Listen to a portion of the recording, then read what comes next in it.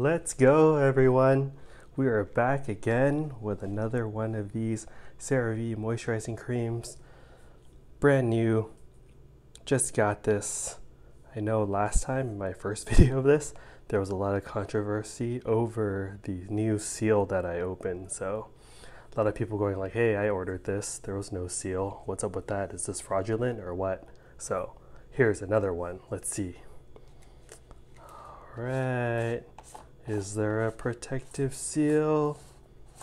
Wow, let's go. So I got another protective seal.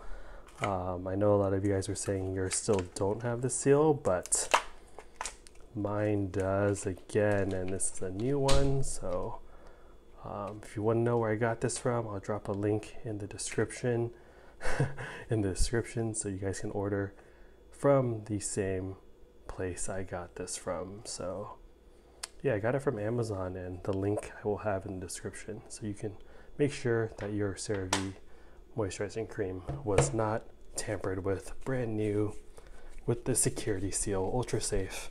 And I don't think, my personal opinion is, I don't think if there is not the seal that you need to worry, as long as you get it from a legit distributor. But again, I'll drop the link in the description.